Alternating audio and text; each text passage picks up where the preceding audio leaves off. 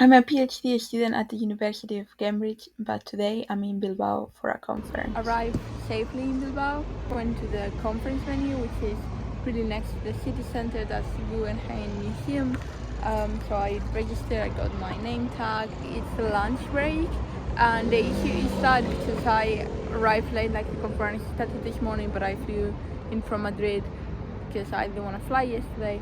So I didn't really do any networking or meet anyone, so I'm gonna be having lunch alone. But there's more than 2 hour, like 2 hour and a half time period for lunch because this is Spain, so we have lunch at a Spanish time. It's very strange to see that in a conference, but that long gap means that I have time to try and go to the Guggenheim Museum, which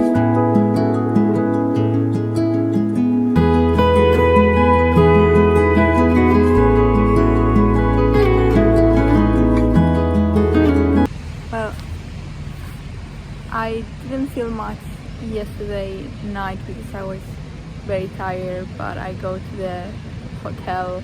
I mean, I wouldn't even call it a hotel, more like, yeah, 1-star place, but it was all fine. Slept really well. I was super tired. I did go for a run yesterday evening and bought some food. There's a microwave there.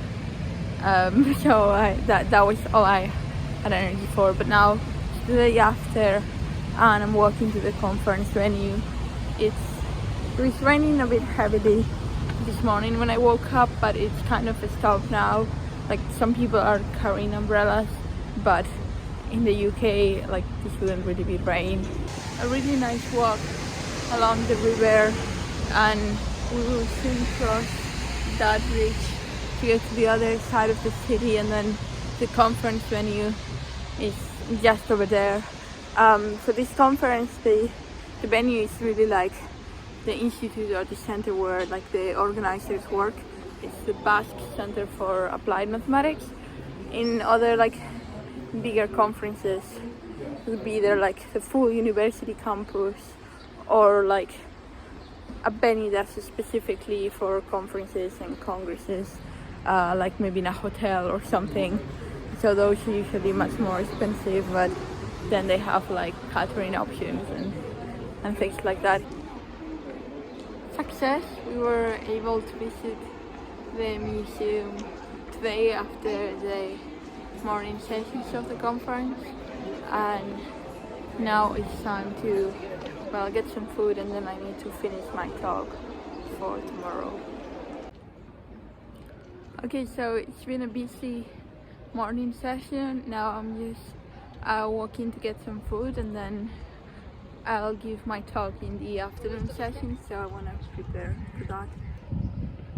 And I guess I didn't say yesterday, but I did finish writing my talk, and then I went for a run along the other direction of the river up to the city center of the old city, which is very nice, but I was very tired, so I didn't record anything at all. So this is view from the river, which is nice.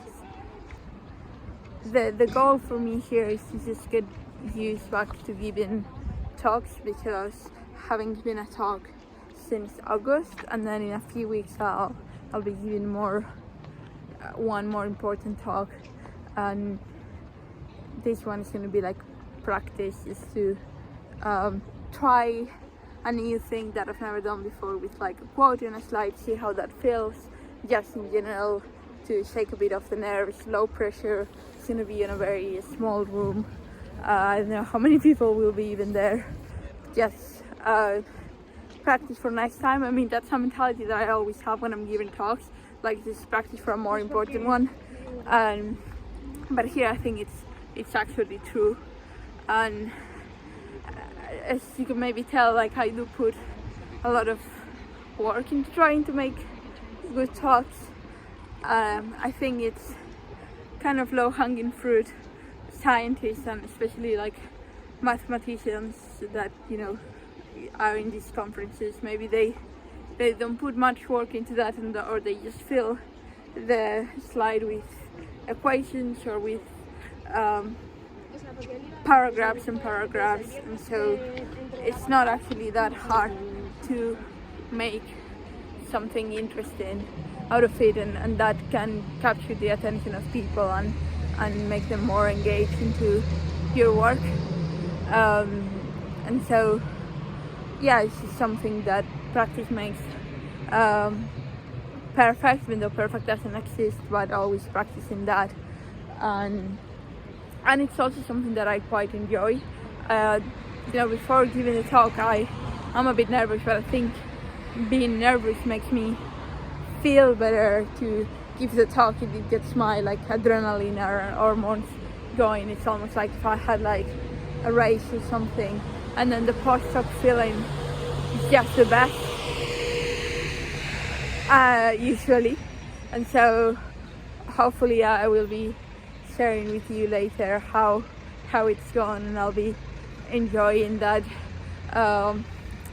post-talk hype, I guess.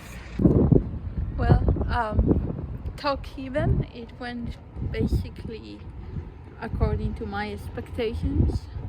I didn't run over time, which is the most important thing in these talks. Do not run over time. It's just so annoying for everyone, and you get nothing by speeding up at the end. And yeah, did not run over time, so that was good. And then the second thing that I try to do is not to look at the monitor, the projection, because the way the room was set, I didn't have my laptop in front. I couldn't look at my slides. It was just the screen with the slides on it, so I tried not to look at it basically at all.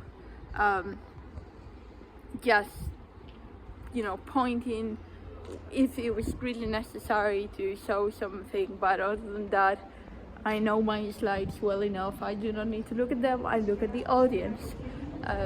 That's also well done. And then I had 2 questions which I was happy with answering. They were good questions, so it shows that they actually paid attention and they didn't make up the question just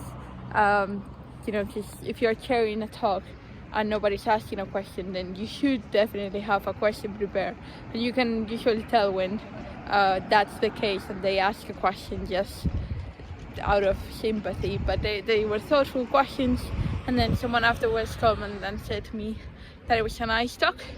I didn't stay much after that because I'm now really tired. It takes a lot of energy just to give the talk, but to get mentally ready for it, and mine was the 4th talk in the afternoon session, so I had to spend a lot of time in the room just getting mentally prepared for it.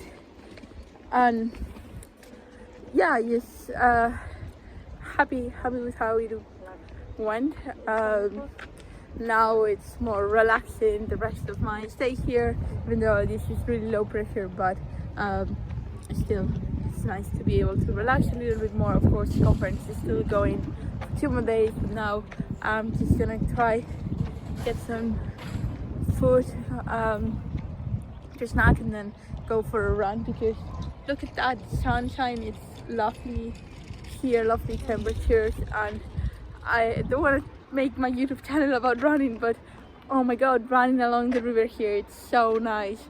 Such good routes that that's one of the best things about conferencing, is that you get to travel to all these really cool places, and paid by the expenses, and it's just amazing when you get somewhere and you have nice weather to be visiting. It's not always the case, but usually conferences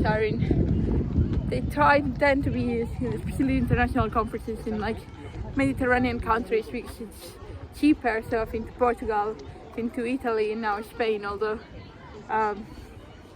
I've done also one in Germany and one in Sweden. All those were during the summer, so it was fine. And of course many local ones in the UK. And I also went to summer school in Finland, but of course again that was during the summer, service is also brilliant.